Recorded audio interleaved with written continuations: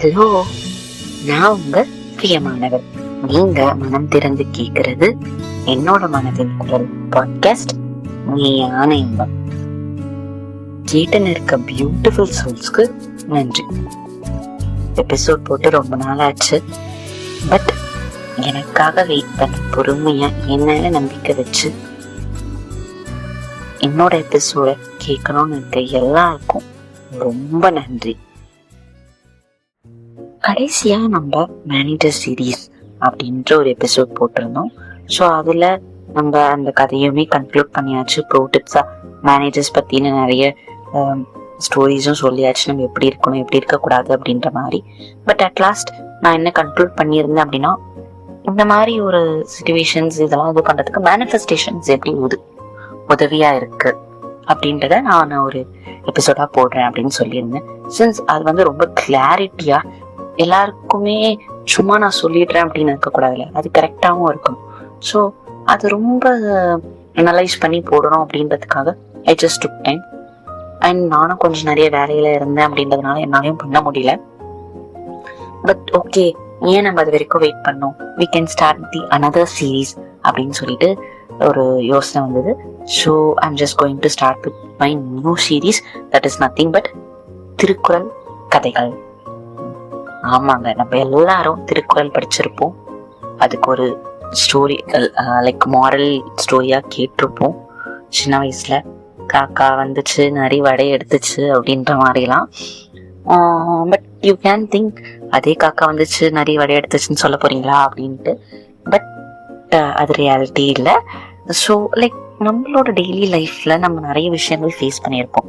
அதுல ஒரு இப்போ திருக்குறள் கதைகள்னா ஒரு மாரலைஸ்டு ஸ்டோரி இருக்கும். பட் அது it will be like an fantasy இல்லையா? ஸோ அந்த ஃபேண்டசில we are just taking some moral அப்படின்ற மாதிரி இருக்கும். Like why should not we நம்மளோட ரியாலிட்டியில நம்மளோட வாழ்க்கையில தினமும் நடக்கிற விஷயங்கள் ஒரு ரியல் லைஃப் ஸ்டோரிஸ், உண்மையான ஸ்டோரிஸ்ன்னு கிடையாது, ஒரு ரியல் லைஃப்ல நடக்கிற ஒரு விஷயங்கள் வச்சு ஏன் சொல்லக்கூடாது? நான் என்னோட ஃபர்ஸ்ட் எபிசோட்ல சொன்ன மாதிரி நான் ஏதாவது பண்ணணும் அப்படின்ற ஒரு தாட் வந்தப்போ எனக்கு அது எப்படி பண்ணணும்னு தெரியல. Once I got this platform, நம்ம ஏன் சும்மா என்னமோ ஒன்று பண்ணணுமே அப்படின்னு பண்ணக்கூடாது, பண்ற மாதிரி ஏன் இருக்கணும்? Something other should also get valued இல்லையா அப்படின்னு எனக்குள்ள ஒரு தோணுச்சு. ஓகே, நம்ம முன்னோர்கள் எவ்வளவோ சொல்லிட்டு போயிருக்காங்க. அதுல இருந்து நம்மளுக்கு தெரிஞ்சதை நம்மளுக்கு புரிஞ்ச மாதிரி சொன்னா இன்னும் நல்லா இருக்குமே அப்படின்றதுக்காக தான் இந்த திருக்குறள் கதைகள். ஹோப் இதுக்கும் எல்லாரும் கண்டிப்பா சப்போர்ட் பண்ணுவீங்க அப்படின்னு நினைக்கிறேன். சரி, வாங்க நம்மளோட திருக்குறள் கதைகளோட ஃபர்ஸ்ட் எபிசோட்க்கு போயிடலாம். ஒரு குட்டி டாட் என்ன பண்ணோன்னு கேட்டா, அந்த ஒரு டாட் வைக்கலனா ஒரு சர்க்கிள் கம்ப்ளீட் ஆகாது. அதே மாதிரி அந்த டாட் இல்லைன்னா ஒரு சர்க்கிளை ஸ்டார்ட் பண்ணவும் முடியாது. அப்படிதான் லைஃப்ல எல்லாமே அப்படின்னு சொல்லி நான் இந்த குட்டி ஸ்டோரியை ஸ்டார்ட் பண்றேன். ஒரு குட்டி பொண்ணு சின்ன பொண்ணு, குழந்தை. சின்ன வயசுல அந்த குழந்தை குட்டி பாப்பாவா, லைக் அந்த baby girl, first year second year அப்படிலாம் சொல்லுவாங்க, அந்த மாதிரி இருந்த அந்த குழந்தை வயசுல ரொம்ப செல்லம். ஆனா வளர வளர ஃபேமிலி அந்த கொஞ்சிறது ப்ரியாரிட்டைஸ் பண்றதெல்லாம் கம்மி பண்ணிப்பாங்க. கரெக்டா? ஏன்னா நீ எரும மாடாயிடுவேன். பட் அந்த குழந்தைக்கு அவ ஒரு ஃபிஃப்த்தோ ஃபோர்த்தோ தேர்ட் எல்லாம் படிக்கும் போது she doesn't have that idea இல்லையா? அப்பயும் அவ குழந்தைதான், அவளுக்கு புரிதல் இருக்காது. நம்மளுக்கு எல்லாரும் கொஞ்சிக்கிட்டே இருக்கணும் அப்படின்றத அவ யோசிப்பா. ஏன் நம்மள யாரும் கேர் பண்ண மாட்டேன்றாங்க, இன்கேஸ் அவங்க கேர் பண்ண அப்படின்றதுலாம் அவங்களுக்கு ஃபீல் ஆகும். அந்த மாதிரி நம்ம கதையோட குட்டி பாப்பாவும் என்ன பண்றாங்க அப்படின்னா, ரொம்ப செல்லமா இருக்காங்க. ஒன்ஸ் அவ பெரிய பொண்ணாக அந்த செல்லம் குறையுதுன்றதுனால அவ ஒரு மாதிரி ஃப்ரஸ்ட்ரேட் ஆகுறான். அவளுக்கு அப்புறம் தம்பி தங்கச்சிங்க எல்லாம் நிறைய இருக்காங்க. ஆனா அந்த தம்பி தங்கச்சிங்களை இப்போ ஃபேமிலி மெம்பர்ஸ் கொஞ்சுவாங்க. கரெக்டா? ஏன்னா அவங்க இப்போ அந்த 1 year 2 year பேபி. அதை பார்த்து அவளுக்கு என்னடா இது, இப்ப அவங்கள மட்டும் கொஞ்சம் நம்மள கொஞ்சம் அப்படின்னு அவ ஃப்ரஸ்ட்ரேட் ஆகுற மாதிரி ஆகுறான். இந்த வே அதர்ஸ் ட்ரீட்டட், இல்ல அவ குழந்தை அப்படின்றதுனாலயும் இருக்கலாம், வாட் எவர் இட் மே, அவளுக்கு அந்த ஃபீல் கஷ்டம் வருது. எனக்கு தம்பி தங்கச்சி எல்லாம் வேண்டாம், எனக்கு பிடிக்கல அப்படி சொல்லிட்டு அவ அழறான். she wants hers to be the priority அப்படின்னு சொல்லிட்டு அந்த குழந்தைத்தனமான அந்த குழந்தைகளோட அந்த உலகம் அது. she doesn't have an idea, so she does this அப்படின்ற மாதிரி கூட நம்ம சொல்லலாம். இப்படியே ஒரு ரொட்டீன் அவளுக்கு ஒரு மாதிரி ஒரு சின்ன சின்ன விஷயத்துலயும் ஃபீல் பண்ணிக்கிட்டே இருக்கா, ரொட்டீனா போயிட்டே இருக்கு. ஒரு நாள் அவ ஏதோ பண்ற ஒரு சேட்டைக்கு அவங்க வீட்டுல அவளை திட்டுறாங்க. இதுக்கு முன்னாடி இதை விட அதிகமாவும் திட்டிருப்பாங்க, அன்னைக்கெல்லாம் ஹர்ட் ஆகாது. அவ அப்ப திட்டும் போது மட்டும் அவ இருந்த அந்த மைண்ட் செட் இருக்கு இல்லையா, அந்த ஃப்ரஸ்ட்ரேட்டட் மைண்ட் செட்க்கு அவ ஃபீல் பண்றான். என்னடா இது நம்மள மட்டும் திட்டாங்களே அப்படின்ட்டு. இப்போ ஒரு நாள் ஒரு படத்துல வில்லன் யாரோ அந்த ஹிட் இருக்குல்ல, அந்த காக்ரோச் எல்லாம் சாகடிப்போம்ல, அந்த ஹிட் எடுத்து யாரையோ ஒருத்தவங்கள சாகடிக்கிற மாதிரி ஒரு சீன் போது அவ அதை பாக்குறான். அதை பார்த்து நம்மளும் இப்படிலாம் பண்ணிக்கலாம், நம்மளுக்கு தான் பிடிக்கலையே, நம்ம ஏன் இப்படி இருக்கோம் அப்படின்ட்டு அந்த ஹிட்டெல்லாம் எடுத்து வச்சுட்டு நைட் எல்லாரும் தூங்கும்போது நம்ம இந்த மாதிரிலாம் பண்ணிக்கலாம் அப்படின்னு சொல்லிட்டு ஒரு பிளான் எல்லாம் போட்டு ரெடி பண்ணி வைக்கலாம். ஆனா அது குழந்தையாச்சு. அந்த குழந்தை இந்த அளவுக்கு யோசிக்கிற அளவுக்கு அந்த இட் இஸ் நாட் சம்திங் அவ அவ்வளோ டார்ச்சர் பண்ணாங்க அவங்க வீட்டுல அப்படின்றது இல்லை. அவ அந்த மாதிரி they should have explained her, like அவங்க ஃபேமிலி எக்ஸ்பிளைன் பண்ணிருக்கணும், இது இப்படிதான் அது அப்படிதான் புரிதல் கொடுத்திருக்கணும். But they haven't done might be. So அவளுக்கு அந்த புரிதலும் இல்லாததுனால, அவங்களும் அதை கரெக்டா நோட்டீஸ் பண்ணாததுனால she has been to this traumas அப்படின்னு கூட சொல்லலாம். ஆனா அவ குழந்தையாச்சு, என்ன பண்ற, நைட் எல்லாம் வெயிட் பண்ற. பட் அவங்க எல்லாரும் தூங்கறதுக்கு முன்னாடி இவ தூங்கிட்டா. இந்த மாதிரி அப்பப்போ அவளும் ஒரு சில விஷயத்த பார்த்து ஏதோ ட்ரை பண்றா, லைக் ரெடி பண்றா. ட்ரை கூட பண்ணாம அவ அதை ஸ்கிப் பண்ணிட்டு போயிடுவா. Like other things will come, அது நம்மள குழந்தைங்கள அதை அட்ராக்ட் ஆகுவாங்கல்ல, அதை அட்ராக்ட் பண்ணிட்டு அது போயிடுவா. திருப்பி அடுத்த நாள் அந்த பிரச்சனை வரும்போது தான் அவளுக்கு அது தோணும். அந்த மாதிரி ஷீஸ் கீப் ஆன் டூயிங். நாட்கள் போது அவளும் கொஞ்சம் கொஞ்சமா வளர்றான்.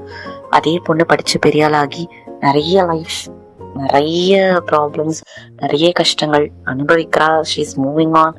பிடிக்கல, சாகணும், whatever, அவளுக்கு அதே மைண்ட் செட்டோட தான் அவ வளர்றா. பெரியாளாகி இப்போ அவ கரண்டா சம்பாதிக்கிறா. ஒரு 15,000 ரூபாய் சம்பாதிச்சிட்டு இருந்த பொண்ணு 1,00,000 வரை சம்பாதிக்கிறா.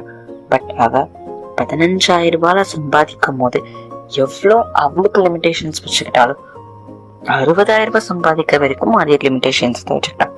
ஒரு ட்ரெஸ் வாங்கணும் அப்படின்னா கூட, ஐயோ 1,000 ரூபாய் செலவு பண்ணி ட்ரெஸ் வாங்கினா வீட்டுக்கு காசு கொடுக்க முடியாது, ஃபினான்ஷியல் பர்டன்ஸு அப்படின்னு யோசிக்கிறது. ஐயோ வெளில போனா இவங்க எப்படி சொல்லுவாங்களோ, வீட்டுல கத்துவாங்களோ திட்டுவாங்களோ அப்படின்னு யோசிக்கிறது. இந்த மாதிரி ஏதாவது ஒரு குட்டி குட்டி விஷயம், இதெல்லாம் சம்திங் நெசசிட்டி இல்லையா, அந்த நெசசிட்டி கூட லைக் இவ்வளவுதான் அப்படின்ட்டு ஒரு கட்டுப்பாடோட இருக்கும் போது, ஏன் அந்த கட்டுப்பாடு அப்படின்னா, she doesn't want something to be done for her. அவளுக்காக வாழ, அதுதான். பட் ஸ்டில் அவளுக்கு எதுவுமே ஏன் அப்படின்ட்டு புரியாமதான் இருக்கு. ஏன்னா அவளுக்கு அவ மேல ஒரு இன்ட்ரெஸ்ட் எந்த இடத்துலயுமே வந்தது கிடையாது. நம்ம இப்படி பண்ணா நம்ம சந்தோஷமா இருப்போம், நம்மளுக்கு அது சந்தோஷம் இருந்தா அது போதும் நான் என்னைக்குமே யோசிக்கல. பரவாயில்ல இருக்கட்டும், அவங்க சந்தோஷமா இருக்காங்களே, இருந்துட்டு போட்டோம், பரவாயில்ல இருக்கட்டும், நம்ம ஆயிக்கலாம், பரவாயில்ல இருக்கட்டும், எனக்கு தான் பிடிக்கவே இல்லையா, நான் ஏன் இதெல்லாம் பண்ணேன். ஸோ இந்த மாதிரி ஒரு மைண்ட் செட் இல்லையா, அதனால மட்டும்தான் எந்த ஒரு நல்லதாவே நடந்தாலும் still she doesn't loves her or cares her அப்படின்றதுனால அவளுக்கு சாட்டிஸ்ஃபேக்ஷனே கொடுத்தது கிடையாது. ஒரு ஸ்டேஜ் வரைக்கும் அவ அதே ரிப்பீட்டட் பேட்டர்ன்ஸ் பண்ணிக்கிட்டே இருந்தாலும் அதே ரிப்பீட்டட் பேட்டர்ன்ஸ் ஆஃப் ப்ராப்ளம்ஸும் அவளுக்கு லைஃப்ல வந்துகிட்டே இருந்தது. அதனால நிறைய பெயின், நிறைய கஷ்டம், ஏண்டா வாழணும்ன்ற ஃபீலிங், யார் எது பண்ணாலும் சாரின்னு சொல்லி அவங்களுக்காக அழறது, தப்பு அவங்க மேல இருக்குன்னு அவளுக்கு தெரிஞ்சாலும் அவங்க கிட்ட போய் கெஞ்சுறது, எனக்காக நான் என்ன பண்ணணும் அப்படின்னு ஒரு நாள் கூட யோசிக்காம எதுவுமே அவளுக்காக பண்ணாம இருந்தது அப்படின்னு ரொம்ப ஒரு மாதிரியான லைஃப் தான் லிவ் பண்ணிட்டு வந்திருக்கா. அதுவரை லைஃப்ல எதுவுமே மாறாம தான் அவளோட லைஃப் இருந்துச்சு. அட் லாஸ்ட் ஒரு ஸ்டேஜ்ல அவ ஒண்ணு புரிஞ்சுக்கலாம். என்னன்னா எவ்ரிதிங் ஸ்டார்ட்ஸ் ஃப்ரம் வித்தின், எனக்குள்ளதான் எல்லாமே இருக்கு அப்படின்றத. எப்போ அவளை லவ் பண்ணி ஐ ஆம் ஹாப்பி ஃப்ரம் வித்தின், எனக்கு ட்ரெஸ் வாங்க பிடிச்சிருக்கு, நான் ட்ரெஸ் வாங்குவேன், அப்ப நான் அழகா இருப்பேன், அப்ப நான் சந்தோஷமா இருப்பேன் அப்படின்னு யோசிக்கிறாளோ அன்னைக்கு அவளோட லைஃப்ல எல்லா விஷயமும் மாற ஆரம்பிச்சது. It is not something about dress. For எக்ஸாம்பிளுக்காக நான் சொல்றேன்னு வச்சுக்கோங்களேன்.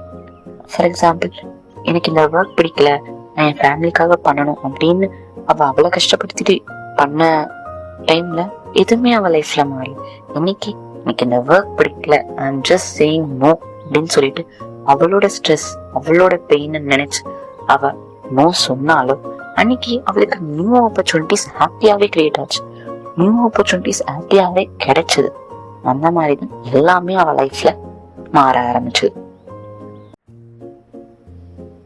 அந்த மொமெண்ட் தான் the changes begin because அவளுக்குள்ள அவ சேஞ்சஸ் எக்ஸ்பெக்ட் பண்ணா அண்ட் அந்த எக்ஸ்பெக்டேஷன் அவளுக்குள்ள இருந்ததுனால அது உண்மையாவே நடந்துச்சு.